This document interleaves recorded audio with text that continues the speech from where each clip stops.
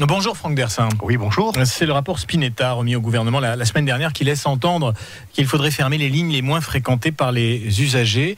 Est-ce que la ministre des Transports hier vous a rassuré ? Écoutez, non, pas vraiment. Vous parliez tout à l'heure là, nos amis belges, d'un vortex polaire qui arrivait chez nous. Bien, écoutez, là, une sorte de vortex du train, du TER dans notre région. Et la ministre a parlé ouverture à la concurrence, privatisation. Elle a parlé des TGV, mais elle ne nous a pas véritablement rassurés sur toutes ces fermetures de lignes, pas simplement, je dirais, dans notre région des Hauts-de-France, mais dans l'ensemble des régions. Ouverture à la concurrence, elle dit oui. Et privatisation, elle dit oui, oui non aussi, bien sûr. Oui aussi. Privatisation de ces lignes.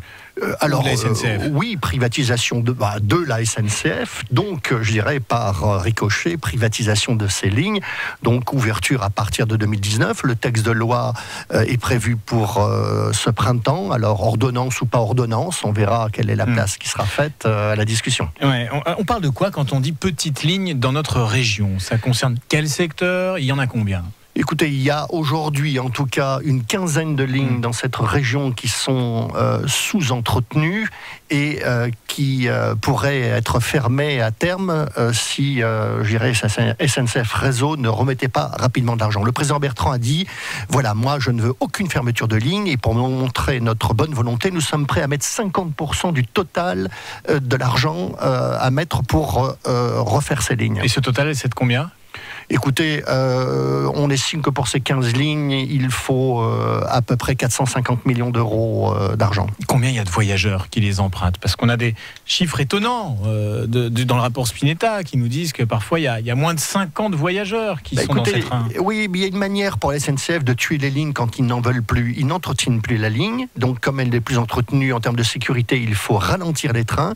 Les trains mettent 2 fois plus de temps, donc les gens préfèrent prendre leur voiture et après on dit c'est terminé, il n'y a plus assez de gens sur ces lignes. Vous écoutez France Bonheur, 7h53. Notre invité ce matin, Franck Dersin, le vice-président chargé des transports dans les Hauts-de-France. Vous dites qu'il y a une manière de tuer ces lignes de la part de la SNCF. Est-ce que chez vous, dans l'exécutif des Hauts-de-France, il n'y a pas une manière de tuer la SNCF tout court ? Ça, c'est pour reprendre un argumentaire des syndicats. Quand vous proposez de confier ces lignes à la concurrence, forcément, ça fera moins d'argent qui arrivera dans les caisses de la SNCF et forcément, ça fera encore moins d'entretien derrière pour ces lignes qui sont déjà dans un mauvais état. Nous, ce qu'on veut, c'est la concurrence. En vérité, on la veut. L'Europe nous oblige à cette concurrence. Mais vous fragilisez la SNCF. Écoutez, vous ne pensez pas que la SNCF est suffisamment fragilisée aujourd'hui ? Moi, ce que je veux, c'est qu'on arrête de fragiliser les usagers.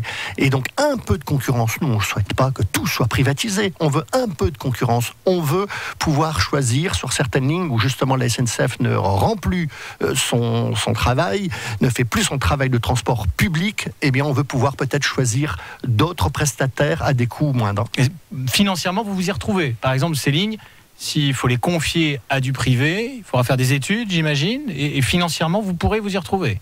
Écoutez, je pense que ça ne nous coûtera pas plus cher que ça nous coûte aujourd'hui et on peut espérer sur certaines lignes avoir un meilleur service pour les usagers. Ouais. La privatisation, vous disiez quand même, elle ne dit pas non, Elisabeth Borne, la ministre des Transports, à la privatisation, sauf que le président de la SNCF disait l'inverse hier. Donc soit vous a donné un scoop, soit c'est qu'il y a une privatisation de fait. Écoutez, la ministre a dit clairement hier devant les présidents de région et les vice-présidents, je suis pour la concurrence, je suis pour la privatisation, je ne sais pas à quel niveau on va l'ouvrir encore et le Premier ministre rendra, je dirais, son avis la semaine prochaine pour dire effectivement à quel niveau il souhaite cette ouverture. Franck Dersin, vous êtes donc vice-président du Conseil régional où vous côtoyez Gérald Darmanin, qui a été visé par des enquêtes pour viol, classé sans suite, pour abus de faiblesse, c'est toujours en cours. Et vous faites partie d'une centaine d'élus nordistes qui soutiennent l'élu tourquenois dans ces affaires. Pourquoi est-ce que vous avez décidé de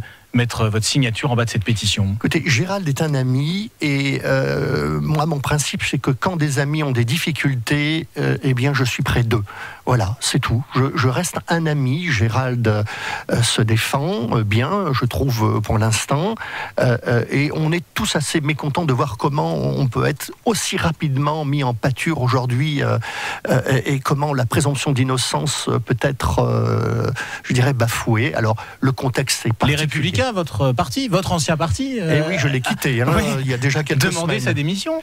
Oui, écoutez, c'est systématique. Si vous voulez, un parti dans l'opposition demande toujours la démission des ministres, mais quand ils étaient au pouvoir, ils critiquaient ces demandes de démission. Merci Franck Dersin, vice-président du Conseil régional chargé des transports. Bonne journée à vous. Merci.